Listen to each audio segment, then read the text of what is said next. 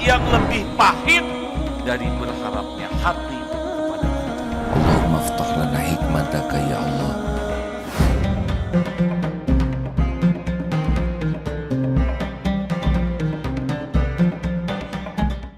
Bismillahirrahmanirrahim. Assalamualaikum warahmatullahi wabarakatuh. Alhamdulillahi rabbil alamin. Segala puja dan puji milik Allah yang maha memperhatikan kita semua. Tidak ada satupun yang luput dari penglihatan Allah, pengawasan Allah, genggaman Allah. Semuanya nyata, tidak ada yang tersembunyi, tidak ada satupun yang tidak didengar oleh Allah. Semoga pertemuan ini kita semua dibimbing memiliki hati yang yakin kepada Allah, karena keyakinan itulah sumber kebahagiaan, sumber kemuliaan, sumber keselamatan, dan keyakinan itulah yang mengantarkan kita bisa menikmati kejadian apapun. Kita bisa tidak pernah rugi dengan kejadian apapun, karena bisa menyikapi dengan sikap yang benar. Allahumma salli ala Sayyidina Muhammad wa ala alihi wa ashabihi ajma'in. Kita kaji nomor 9, hadirin. Bismillahirrahmanirrahim. Kitab Al-Hikam nomor 9. Tanawwa'at ajnasul a'mal litanawwu'i waridatil ahwal.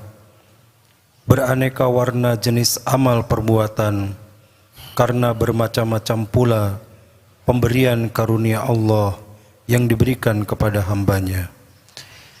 Ini penting dipahami, hadirin, supaya kita tidak menganggap remeh orang lain, karena setiap orang yang Allah ciptakan memiliki bakat, kemampuan yang berbeda, intelektual berbeda, IQ-nya, daya tahan tubuh yang berbeda, kondisi fisik, kondisi finansial, beban pekerjaan yang berbeda. Allah yang maha adil memberi kesempatan tiap orang menjadi dekat dengan Allah dengan keberagaman. Ada yang bagus sekali sholatnya, sholatnya sangat berkualitas, banyak, karena waktunya juga luang. Tapi ada yang waktunya sangat sedikit, karena tugasnya sangat banyak. Tapi yang sedikit tidak sempat sholat sunnah, hanya sholat fardunya itu betul-betul dijaga kualitasnya. Walaupun sedikit waktunya, tapi sholatnya itu terjaga. Kalau kita kan waktu banyak dan sholatnya tidak terjaga, ya. Kita tidak dikejar apa-apa, waktu kita luang. Ada yang sedikit sekali waktunya, harus bekerja ini. Dia bekerja sebagai karyawan yang waktunya dituntut. Dan dia bekerja keras untuk menafkahi keluarganya, untuk mencicil hutang ibu bapaknya. Dan Allah tahu ini. Ada yang kuat tahajud panjang, ada yang tidak bisa karena dia jaga malam. Tapi sambil jaga dia tidak lepas lisannya dari menyebut nama Allah. Dia tidak punya waktu cukup untuk tahajud, tapi dia selalu minta ampun kepada Allah. Ada yang dekat kepada Allah dengan berbakti ke orang tua, dengan catatan semua amal yang wajib dipenuhi, ya. Bakti ke orang tua bisa mulia di sisi Allah. Ada yang kuat saum, ada yang dengan sedekahnya, ada yang tingkat IQ-nya terbatas tapi suka sekali punya roti, dia bagi 2. Dia ke sekolah bawa pensil lebih dari 1 supaya bisa temennya yang pensilnya ketinggalan pakai pensil dia. Dia datang lebih awal ke sekolah karena ingin bantu petugas piket. Jadi ada yang secara IQ tidak tinggi, hafalan susah, tapi banyak kebaikannya. Ada yang tidak ganggu orang, memang tidak banyak kebaikannya, tapi dia tidak merugikan orang lain.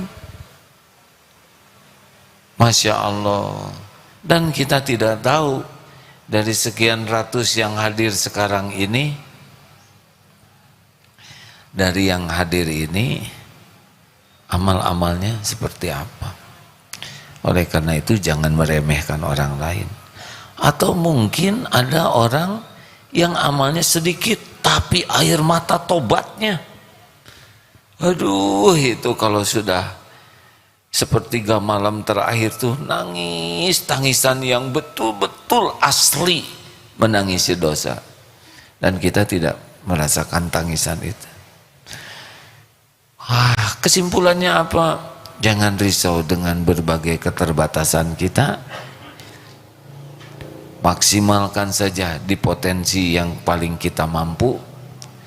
Dan yang kedua, jangan menganggap remeh orang lain, karena kita tidak tahu, jangan-jangan orang tersebut berkedudukan di sisi Allah karena punya amalan khusus. Ya, seperti saudara-saudara kita yang berbaring, tidak berdaya, tidak bisa bergerak, ya seperti teman-teman kita, Ndud, Iso, Oges, dan teman-teman lainnya. Itu boleh jadi lebih tinggi kedudukannya dari kita, karena ridho menerima takdir tidak bisa bergerak. Ya Allah, saya ridho dengan takdir tubuh saya tidak bisa bergerak. Semua ini milik. Berbaring berjam-jam tanpa bisa bergerak sedikit pun. Tidak ada amal yang bisa dilakukan. Sholat berbaring di sana, tapi ridho, saya terima ya Allah semua ketentuan-Mu ini. Saya adalah hamba-Mu, saya terima takdir saya lumpuh tidak bergerak seperti ini. Pasti perhitungan-Mu adalah yang terbaik. Setiap takdir-Mu adalah yang terbaik. Al-khair khairatullah. Ya Allah, saya terima dan saya pasrahkan diri ini kepadamu. Tidak bergerak, tidak sedekah ya, karena tidak bisa menghasilkan uang, sulit untuk wudu, jaga wudu, tahajud dengan segala keterbatasan. Tapi boleh jadi lebih melesat di sisi Allah. Atau seorang kepala daerah yang adil, yang tiap malam tuh terus mendoakan rakyatnya. Dan kita tidak tahu beratnya pekerjaan, belum lagi godaan-godaan untuk melakukan korupsi, godaan dari berbagai, belum lagi tekanan, dan dia kuat, boleh jadi berkedudukan di sisi Allah lebih dari kita yang cuma ngomel-ngomel dan protes melulu. Atau ada tuh yang menjadi mulia di sisi Allah karena dia kerja keras hanya untuk mencicil hutang orang tuanya yang sudah wafat. Saking tidak mau orang tuanya dikubur tersiksa, dia kerahkan segala dayanya. Dan Allah pasti tahu. Kita tidak tahu setiap orang. Makanya jangan suka memandang remeh orang. Jangan merendahkan orang lain, dan maksimalkan apa yang bisa kita lakukan. Karena ini nomor 10 ini jawabannya, silakan.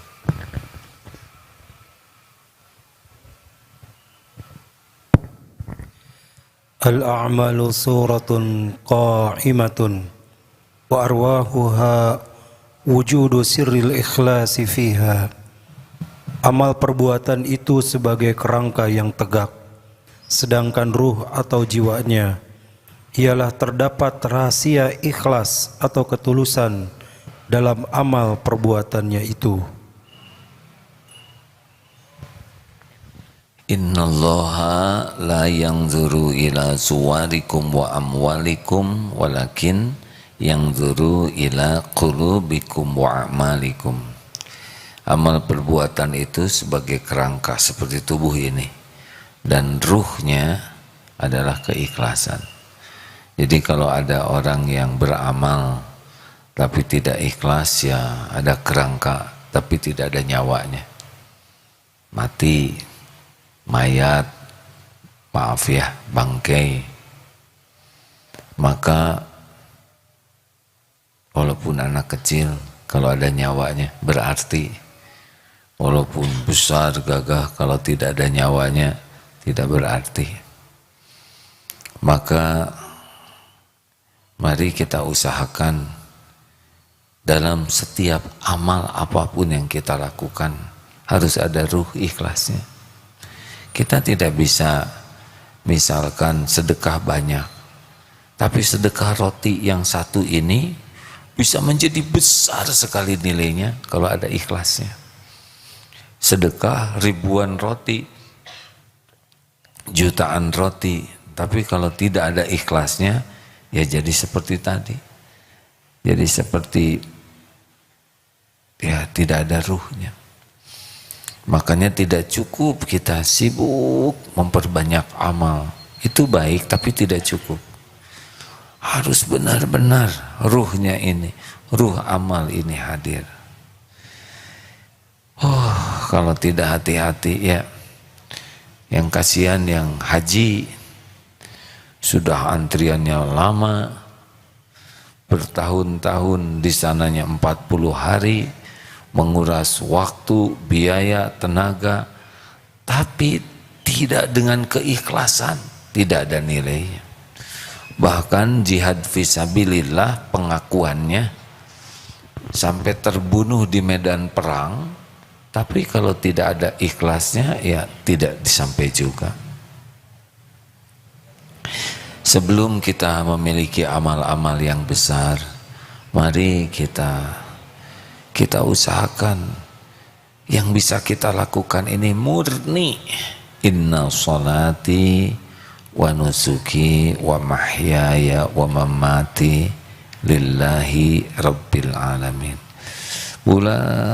Luangkan waktu, ya Allah, saya lakukan ini semata-mata karena Engkau, hanya mengharap ridho-Mu ya Allah. Lindungi niat ini ya Rabb. Luangkan waktu, harus itu.